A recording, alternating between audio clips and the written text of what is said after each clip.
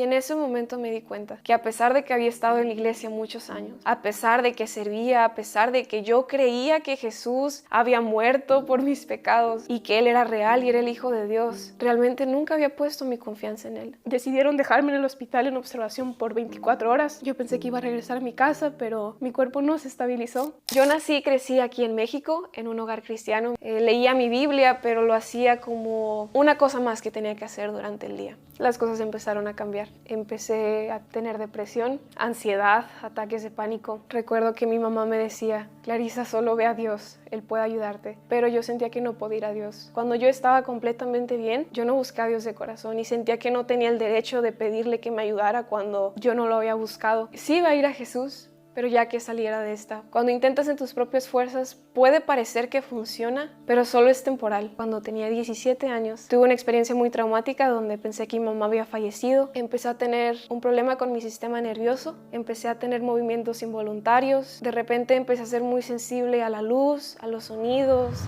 a los olores, al tacto. Empecé a desarrollar estos episodios parecidos a convulsiones donde no perdía la conciencia, pero ya no podía controlar mi cuerpo. Lo que sentía en estos momentos era de desesperación. Creo que la mejor manera para describir esa etapa de mi vida era como si alguien hubiera entrado y hubiera apagado el switch de la luz en mi vida. Estaba cansada de doctores, cansada de medicamentos. Mi vida estaba llena de miedo, pero un día todo cambió. Recuerdo que fui a una de mis citas médicas. La doctora me dice esto: puedo notar que estás llena de miedo. ¿A qué le tienes tanto miedo? Y ella me dijo, escuché que tu papá mencionó algo de la iglesia. ¿Tú crees en Dios? Y yo muy segura dije, sí, yo soy cristiana. Y en eso me dice, entonces, ¿en dónde está tu fe? Y en ese momento me di cuenta que a pesar de que había estado en la iglesia muchos años, a pesar de que servía, a pesar de que yo creía que Jesús había muerto por mis pecados y que Él era real y era el Hijo de Dios, realmente nunca había puesto mi confianza en Él. Porque es más que solo creer que Él existió, es darle tu vida, que tu vida dependa de Él. Él murió en una cruz, pero fue por tus pecados, fue porque Él tomó tu lugar y lo hizo por amor. Para mí en ese momento fue confío.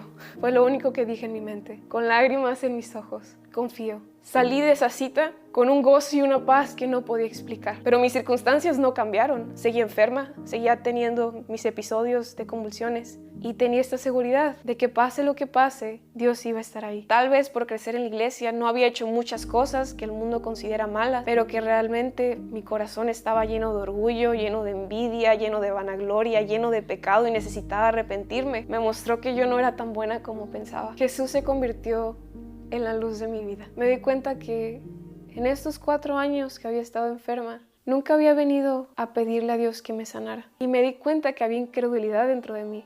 No incredulidad de que Dios pudiera hacer milagros. Yo sabía que Dios podía hacer milagros, pero incredulidad de que no creía que Él quisiera hacer uno en mi vida. Y empecé a orar y a pedirle a Dios, ayuda a mi incredulidad. Así que un día me despierto, leo mi Biblia en la mañana como de costumbre. Era en Zacarías, que hablaba sobre cómo Dios iba a pasar a su pueblo por el fuego para refinarlos. Si es necesario que pase por ella, está bien, pero te pido una cosa: toma mi mano. Como una niña pequeña, toma mi mano y guíame por el fuego, porque yo no puedo.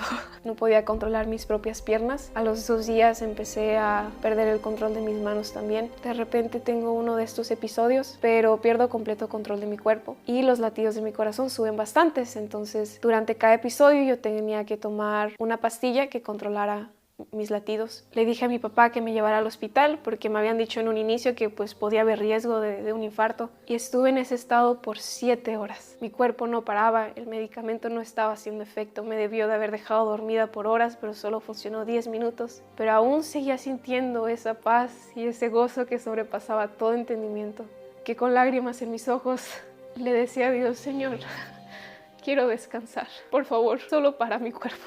Y finalmente pude descansar, y recuerdo que tenía mis ojos cerrados, pusieron una venda en mis ojos porque era muy sensible a la luz, y tenía mis brazos así, acostados. Y en eso siento que alguien está tomando mi mano. Volteo, me quito la venda de los ojos y no había nadie ahí. Y recuerdo solo sonreír y recordar la oración que le había dicho a Dios: si me vas a pasar por este fuego, toma mi mano en el proceso. Me puse a pensar en lo que acababa de pasar. Yo debí de haber muerto ayer. Quería vivir, para que otros pudieran tener ese gozo y esa paz que yo sentí en ese momento, que pudieran tener esa esperanza de que después de esta vida hay una vida eterna que podemos pasar con Jesús. Y unos días después de que me dieran de alta, una noche en mi cuarto decidí arrodillarme y orar a Dios. Me levanté y fui al cuarto de mis papás, abrí la puerta y les dije: ya finalmente entiendo que puedo ir con este doctor, puedo ir con este psicólogo, puedo regresar a tratamiento con esta doctora. Y regreso a mi cuarto. Espera, mi Dios es más grande que ellos. Mi Dios es el Dios de Israel, el Dios de Jacob, el Dios que partió el mar en dos, el Dios que derrotó ejércitos. Mi Dios es Jesús, quien sanó a miles y miles de enfermos con sus manos. Mi Dios es aquel que creó el universo con su voz. Y le entregué todo a Dios. Te entrego todos esos traumas que ni siquiera sabía que tenía. Te entrego mi enfermedad. Sentí que estaba viviendo esa historia en ese momento, cuando el hombre que tiene lepra viene a Jesús y le pregunta que si quiere sanarlo. Y Jesús le responde: sí quiero. Vino también a mi mente la historia de la mujer que tiene el problema de sangrado, que lo único que buscaba era tocar el manto de Jesús. Y cuando lo toca y es sana, y Jesús le responde: ve, hija, tu fe te ha sanado. Físicamente no me sentí diferente en ese momento, pero sentí una seguridad dentro de mí de Dios me está sanando. Y día a día me iba exponiendo a más cosas que normalmente me pondrían en una situación muy grave, pero mi cuerpo ya no reaccionaba. No solo salvó mi vida ese día en el hospital, sino que también me sanó después de 4 años. Y no solo eso, sino que también proveyó para la cuenta de miles y miles de pesos que se había hecho por todo el tiempo que había estado internada en el hospital y todos esos exámenes que se me habían hecho. Reconoce tu pecado, reconoce que no puedes en tus propias fuerzas, pero Jesús ya lo pagó todo en esa cruz. Él ya tomó tu lugar. Solo ven a Él, solo acepta su regalo de salvación. Él te está esperando con los brazos abiertos.